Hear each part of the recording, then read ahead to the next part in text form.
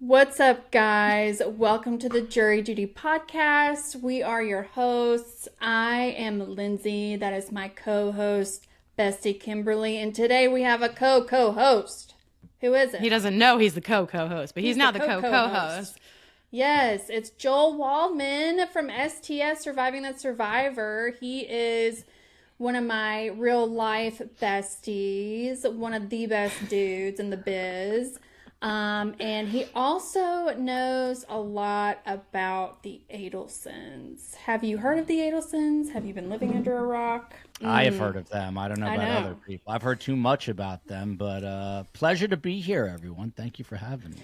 Thanks, Joel. This was like your flagship case for STS. Yeah, this is an interesting story. If you want me to bore you with it, I'll take 30 seconds of your time. So most people who watch my show, Surviving the Survivor, know my beautiful mother, who is Karm. You can see her face over my headset back there. And it was pandemic time, and it was a little ways into the pandemic, and we had nothing to do. And I thought, I know just the right podcast co-host. And so I told Karm we're going to start a podcast, and we were just doing random interviews with very random people, and about 3 people were watching. And then I reconnected with an old coworker, Steve Cohen, who I worked with at Fox 5. And without getting into too much personal detail, Steve Cohen was going through a difficult point in his life with a particular woman, and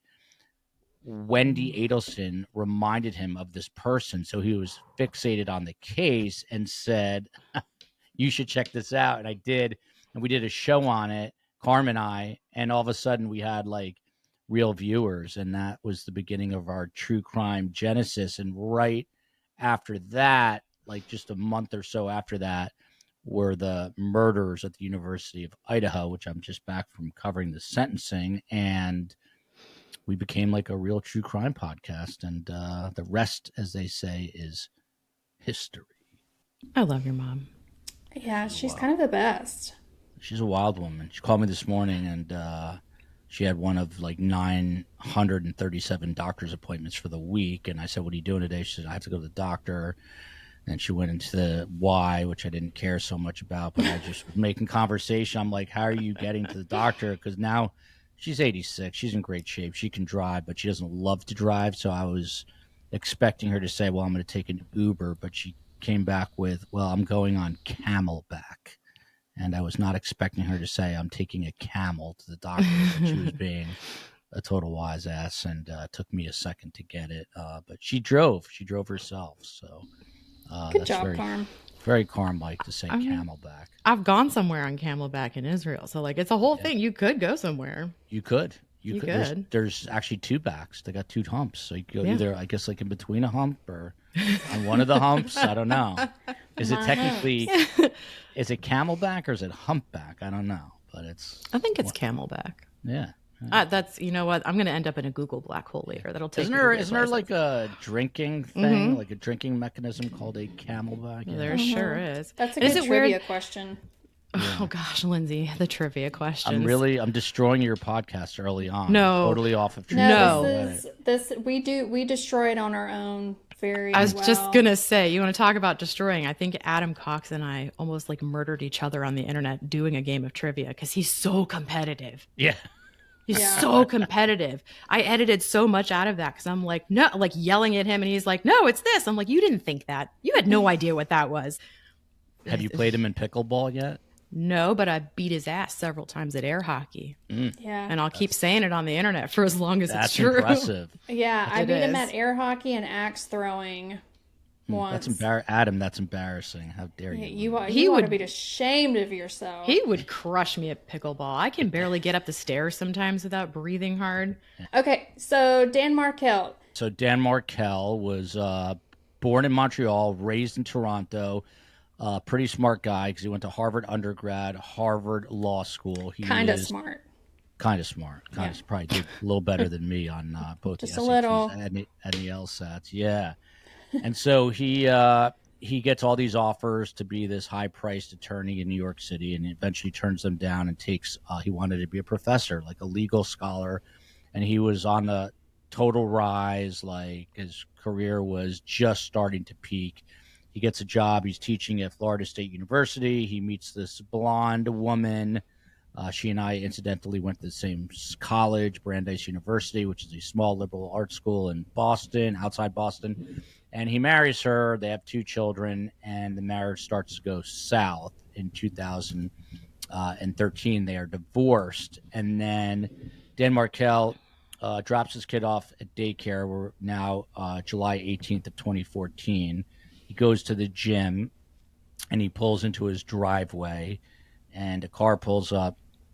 Man gets out. He's shot in the head twice, and the car takes off. And there's a elderly neighbor, a guy named Jim Geiger, and he hears the commotion, he hears gunshots. So doing what a neighbor would do, he went outside, and he catches a glimpse of what he sees as like a silver Prius, and he calls that tip in. He also calls 911, and it's really tough to listen to because you can hear Dan sort of,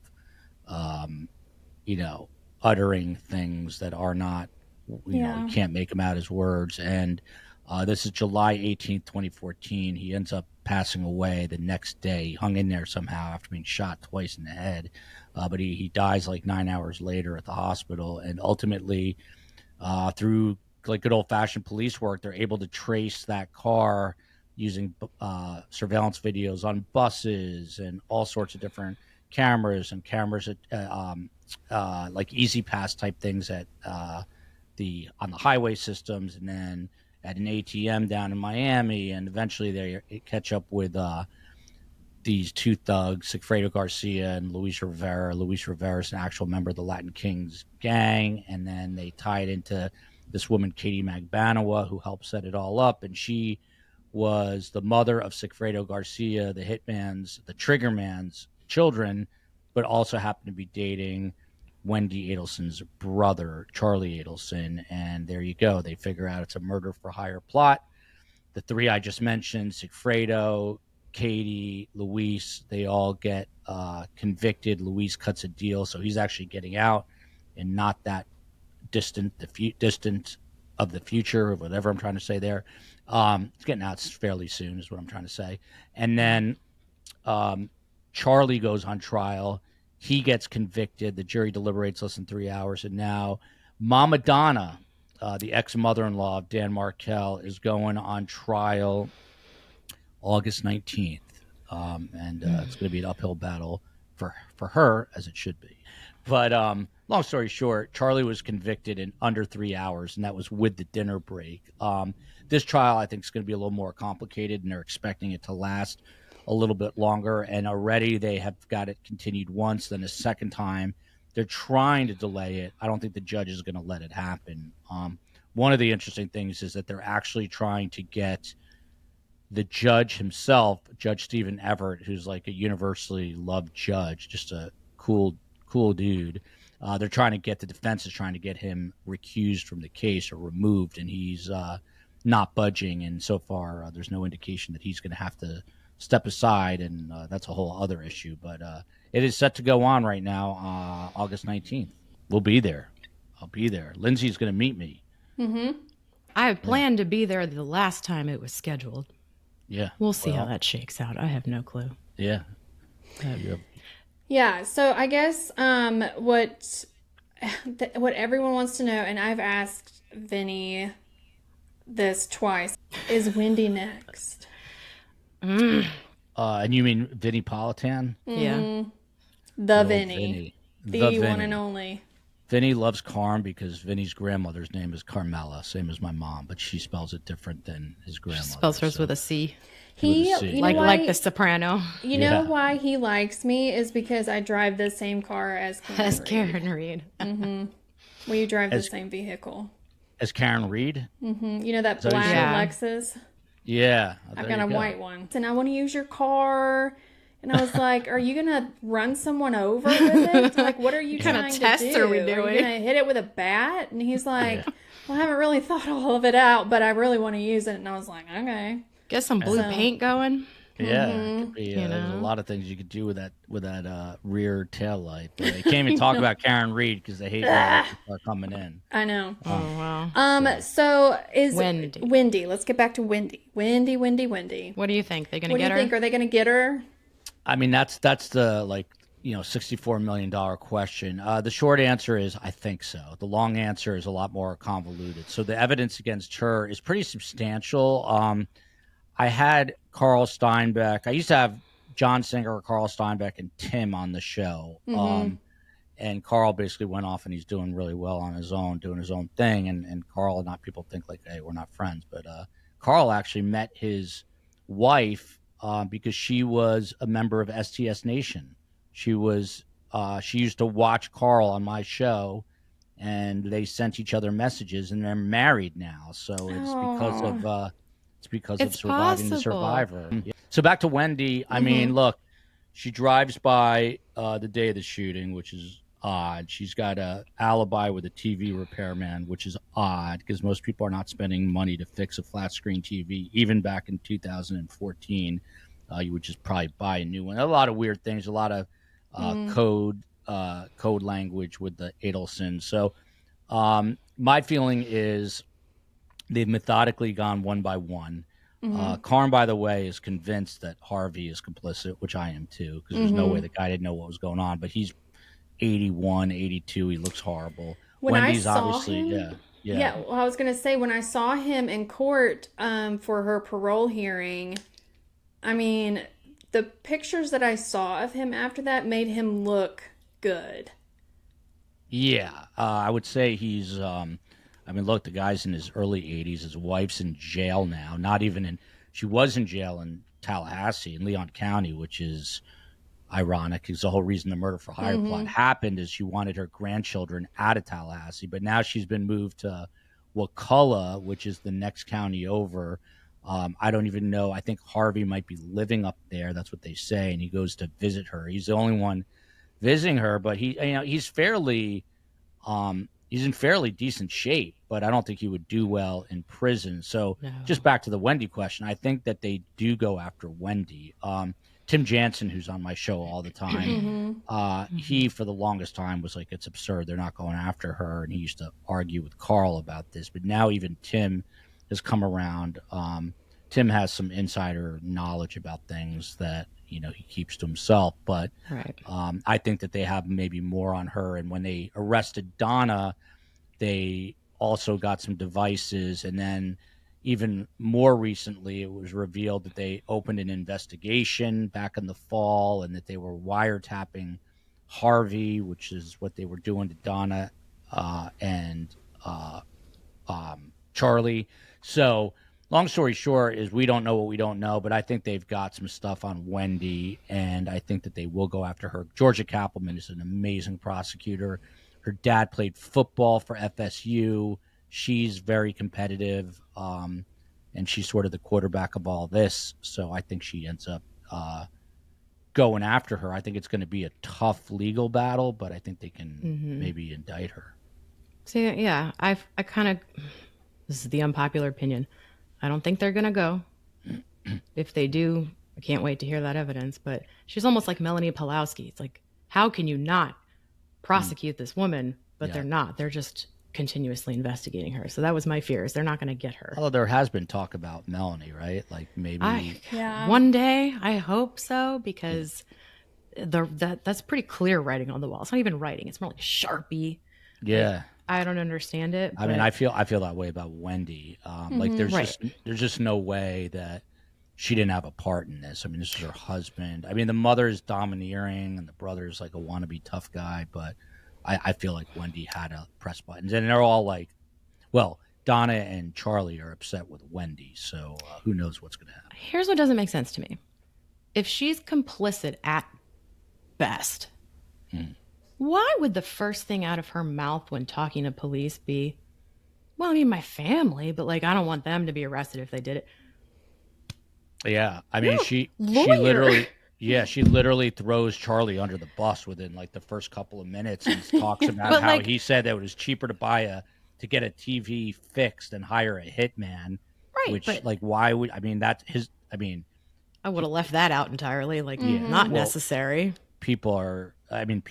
Donna and Charlie were not happy. You hear them discussing this on recorded jailhouse call after Charlie's conviction, and they're pissed at Wendi. So who knows what could happen here. That's just the one thing that makes no sense to me. If you're involved, complicit, or at least involved enough that don't tell me any of the details, I just know something's going on. Why would that be the first thing out of your mouth? That's what throws me off about Wendi. It's like, were you really involved? Or were you just assuming that they might take care of this problem for you and you don't know how? Why would that be the first thing out of your mouth? It's still, it might be one of the top 10 stupidest things anyone has ever said. Yeah, I mean, maybe it's just because like she got caught in a moment, and just revealed something that she wasn't supposed to reveal. But I don't know. She seems so well rehearsed and articulate. Yeah. It's just that one thing just doesn't make sense, and it bothers me to no end.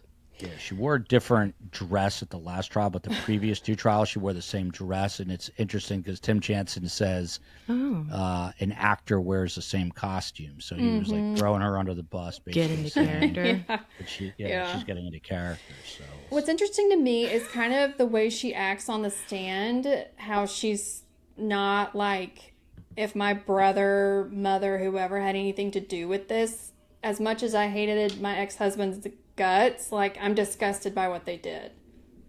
Like, it just doesn't seem like that's her feeling.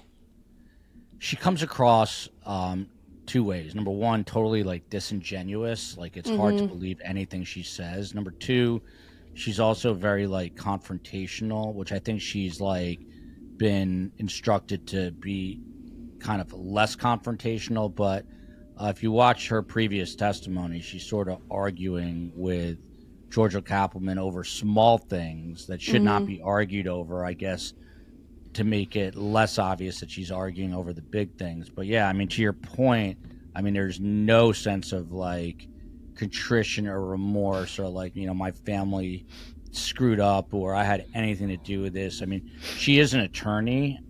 She's trained as an attorney. I don't know that she practices or ever even did. I mean, I think for a short while she did, but the one thing you can't criticize about Wendi is that she's not dumb. She's a pretty smart individual, smart enough to get through law school, and which some people would say doesn't take that much intelligence, but she's, she's decently smart. Jose Baez made it. Yeah. I mean, but she's got a very savvy criminal defense attorney in John Laura. The guy represented Donald Trump, and I think he still might, but he represents Wendi. He's based out of Tampa, I believe, and he's definitely like instructed her on what not to say, how not to say things, even when she's on the phone with her mom on some of these recordings. And I believe these are pre-John Lauro, but who knows what's going on now. But she's basically very careful in how she says things and words things. And I don't know, maybe she'll be like the the Teflon that it just doesn't stick to her. But I think, again, like the prosecutors are going to go after her once Donna's trial is over. It's all. And by the way, that's with a caveat that Donna is convicted, which the betting odds are that she will be convicted. If for some reason Donna was to walk, which I don't think will happen, then then all bets are off, and they probably would not go after Wendi. But I don't think that's going to happen. Do you think if Donna didn't get convicted, she would be dangerous, like amongst society, or do you think she would run and hide? No, I don't think she'd be dangerous. I think it was a very personal crime. I think she really did not like Wendy's husband. She was meddling in Wendy's business. I think Wendi didn't like her husband after a certain period of time. I think she was like, like a clout chaser, Wendi. It was like it looked good to have the Harvard undergrad, the Harvard lawyer, the professor, but when the reality like struck home that they were stuck in Tallahassee, which the Adelsons didn't want, because they're from South Florida. It just became like a snowball of a case that just grew it just grew out of control. Like, I was on Vinny's show, speaking of Vinny, last night, and he asked me, well, why did all this happen? And my dad was a psychiatrist, and my dad would just say it was stupidity. It was a series of bad choices. It wasn't like, I don't think, you can't compare Donna to, let's say, BK, whose name I'm no longer saying because but the guy out in Idaho, like you can't compare that. Like where one is, I'm not a therapist or anything, but he's, I don't think she's a psychopath to that extent. I do think she just carried it way too far, got her family involved, her son involved, and they're a heavily enmeshed family, and it just got completely out of control. So short answer is I don't think she's like a real threat to society, but I think she obviously has to pay for the crime and deserves justice. And I do think she orchestrated this whole thing. Well, Wendi, more to the point you were trying to make before, everything she does is performative. Mm-hmm. But this happened because this is what happens when people who are not told no often, that feel entitled and are spoiled, are told no. Right. And that desperation closes in on them. Mm-hmm. And then you have people that I could never imagine. I could absolutely imagine selfish, borderline narcissistic people who's, I mean, the thing I loved about my dad is he would just put things into very simple terms, and he would just call her spoiled brat, which is really what she was. Like she was, like it was like an adult form of a tantrum. She got mommy, on board, we think, and Donna just ran with it, And Donna's not too normal. Like she sent emails to Wendi. I mean, I've talked about this a million times on my show, but she sent emails basically telling Wendi to dress the kids up, and this is when they were like 3 years old, as Nazis in little Nazi uniform, even though they're both Jewish families. Because kind of a red flag. Yeah, because she wanted to annoy Dan, who was becoming more religious in his Judaism. Even at the wedding, they were supposed to have kosher food, and then like they pulled the rug out from underneath Dan. So that was a good. I mean, talking about red flag. I mean, at your wedding, you're supposed to have kosher food, and then there's no kosher food, and there's some excuse for why, and it was just they're a problem family. Let's put it this way. That's the only one that's wild. Yeah, Rob Adelson is the estranged son. He's the only one that he got away. The reason he's estranged is he was dating and wanted to marry an Indian woman, Indian American, and Donna flipped out. How could my son marry a non-Jewish woman? A shiksa. But now he's married to her. So she wouldn't even be a shiksa. She would just be off limits. So it's weird. You're sending out Nazi emails, but in the same breath, you want your son to be married to a nice Jewish girl. That's part of this whole thing that really just agitates the absolute hell out of me is the very, I don't want to say performative again. I'll find another synonym. I'm a word nerd, but the fake Judaism is mine. I don't think I've ever met another Jew, especially a Reform Jew. Most Reform Jews that are not religious will tell you, I'm somewhere in the middle. Definitely, I like bacon. Sorry. God will forgive me. But it's very interesting, this form of identity, which is a whole thesis all by itself, especially Jewish American identity. And that is such a sacred thing. And there are so many traditions and there are so many rituals that we perform as American Jews, like making Aliyah, going to Israel. And, I don't think I've ever seen another Jew blatantly use that as a weapon. The way that she had, in a sick, twisted way. It's like, you're not helping us out, Shylock, okay? You're not helping. You got your pound of flesh. Great. I hope you like the jail food. You're not helping us at all. We don't claim her in this tribe. We're going to not. So what do you think are in all those emails that just got uncovered?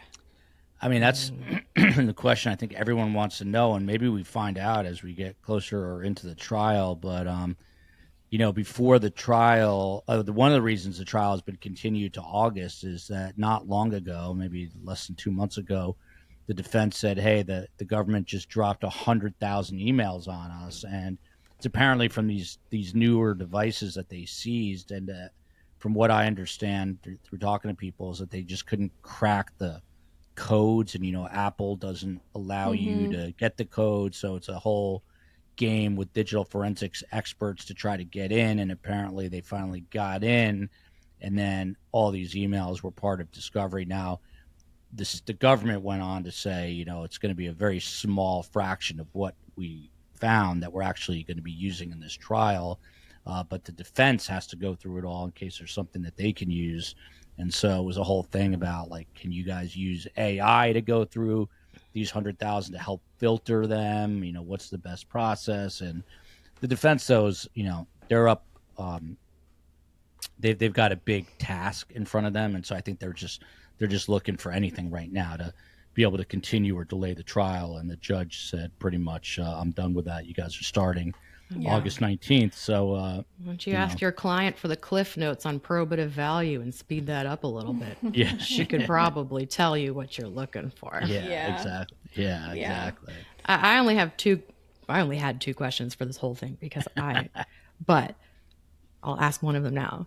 I'm taking bets. Donna, tears, no tears, elderly grandma, or channeling inner spicy Shiksa wanting a manager? Like, I don't know which one we're getting. We're going to get, have you seen the, well, I think she's being, you know, she's going to be well coached by her attorneys, this guy Josh Zellman and Jackie Fulford, for those who are new to the case. She's the judge, right? Yeah, so she was the judge. She had to step down for doing some really crazy things. I'm not even going to get into the details, but you can. Of course, she's one of Donna's attorneys. You can Google Jackie Fulford. Yeah, Google it. Part of it had to do with a cancer diagnosis that wasn't really a cancer diagnosis. She's also, which is very odd. She's a working funeral director. She owns a funeral She's home. a mortician. Yeah, it's a weird combination. But long story short, she had to step down from the bench. She was kind of forced to step away from the bench for favoring a politician or something, and then it got worse from there. But back to Donna, there's transport video of her that's out there that you could Google too, and you see her being transported at one point from Miami up to Leon County, which is like an 8-hour drive that I dread making, by the way. But along the way, she has like a total like panic / anxiety attack. She starts like shaking and quivering, and she's known to be very dramatic. So I won't be surprised if we see tears on the stand at all. I mean, I won't be surprised at all if you see shaking, but I think she's been instructed. At one point, the judge yelled at her because she liked to chime in the onset of her court appearances. So she's tamed it down and really consults her attorneys. But short story long is I will not be surprised if she freaks out and gets super emotional on the stand. But I think the jurors are going to see right through that. I think that'll hurt her. I was going to say, she doesn't like to listen to anybody. I don't know how long that will last. Yeah. You know how Lori came undone eventually? But at first it was like, she's doing okay. Like, she's holding it together. She's being, there she goes down the spiral. Bye-bye, Lori. Yeah. But at the end there, she kind of came unglued. I feel like, I don't know how long Donna can be controlled before she just pops off like it's open mic night in a trap house. I fully expected that. Not long. Could be wrong. I mean, she has just a horrific future in front of her. I mean, they had everything going for them, this family. They had money, a lot of money. Yeah. They still have a lot of money. They have a lot of real estate. I've heard that they own up to 60 units of real estate. I don't know the exact figure. They had the father, Harvey, was a very successful dentist. Charlie was driving a Ferrari, very successful. And for what? They threw it all away for Wendy, the sister or the daughter. It's kind of crazy. More isn't always better. Sometimes it's just more. And then you can't be satiated. You got to have everything you want. And then here we are. 100%. Here we are. Is she going to stick with the extortion plot, or is she going to claim that pod people came and she's just an innocent POW? She doesn't even know she's from this planet. Yeah, well, for those who are unfamiliar with the case, just super quick, I mean, Charlie's defense was he was extorted by the Latin Kings gang, which is why he's now living in South Dakota, because the Latin Kings gang in Florida wants to kill him. So are they going to stick with the same plot? From what I understand, they sort of have to, because anything else doesn't make any sense, but she has to defense attorneys are giving her like 97% chance of testifying, which is so unusual, because she has to basically get up there and explain the story and give her defense that I was just helping my son. I didn't really know what were the details, yada, yada. So we're almost going to definitely see her testify, which is going to make it interesting, especially because that opens the proverbial door, and Georgia Kappelman is going to... She's going to Jean-Claude Van Damme kick that door down, because she's good at it. Yeah, it's crazy. Didn't she call Charlie a mama's boy? Yeah. I don't remember. God, I love her. She's on my dream team. Yeah, I wouldn't be surprised if... I don't remember that specific I'm going to Google that later. That does sound familiar. 3:28 a.m. This defendant fancied himself the savior of this family. Equal parts black sheep and mama's boy, he would often try to help. I only have one more question. How are the Markels doing? Short answer is kind of as well as you'd expect. I mean, they're doing pretty well, all things considered. But this stuff is so hard on the families. They were ready to go to trial, then it gets continued, then again, then it gets continued, and I've become really close with Ruth, who's Dan's mom, and even closer, I think, or as close with Phil, who's very quiet. He doesn't really talk to people, but him and I got a unique bond, who Dan's father, and then there's a sister who's also kind of very soft-spoken, doesn't talk a lot, Shelley, who's equally as smart as Dan was, and it's tough on them, and I say this all the time, it's really tough on the victims' families, but it's also tough. Look what Charlie did. He's got a 5 or 6 year old son named Roman. That kid's life is never going to be okay because, I mean, hopefully it will be, but he's going to grow up without a dad.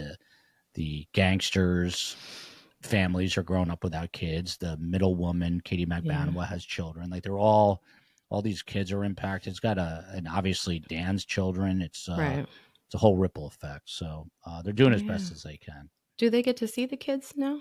Very limited. And I truthfully, that's the one thing I try not to ask about. I don't ask because it's a very sensitive subject. And the Markels worked on legislation revolving around grandparent alienation because they're being kept from them a lot of times, but they do get occasions. I don't even know the last time they've seen them, but the visits are few and far between. And that's sad. One of the other tragedies. I feel bad for the Markels. I think about them a lot. Because they've had to put up with the Adelsons for how long? Before we even knew that there was such a thing as an Adelson? From Jump Street at that wedding. It's been going on. I think they first met in like 2006, and the murder happened almost 11 years ago. So it's a long time. That is a very long time. Well, they don't know us, but we send our love. We send our love. I think about them. That's why I asked you. I'll pass along the message for sure. Yeah, give them a squeeze from us. And I'm excited to see you in a couple weeks. Yeah. Hope to see you in Tallahassee. Come on down. Say hello. I'm excited to be on FaceTime to say hello. Yeah. I don't know if I'll make it down there. Thank you to Mr. Joel Waldman from STS Joel. for hanging out with us. Thank you for having me. This was great. I'll link everything, all the things you need down in the description below. Until the next time, please make good choices or we may end up talking about them on the internet. Don't forget my book about my mama. And don't forget a book, same title, Surviving the Survivor. My mom's a Holocaust survivor, and it's, as I say, the most important story I've ever told. So, and I'm halfway done with it. I'm very proud of myself. I haven't read a single book in a long time. It's the first one I picked up. It's kind of an easy read because I'm a dummy. So, what a great end note. Read the Dummy's book. Yeah, it's easier to read than Wendy's book, I feel sure. I tell everybody it's the first laugh out loud Holocaust story. So, and you know what? There's a whole thing. There's 2 documentaries about Holocaust survivors that insist on having humor, and they do stand up. Really? Because it's such good medicine to laugh. Yeah. You have to send me those links. I'm gonna have to find it. I'll send it to you. It was really cool. All right, Lindsay. Thank you for having me. Thanks for coming. Thanks for watching this tangent. We will see you next time. Make good choices. Bye, guys. Bye.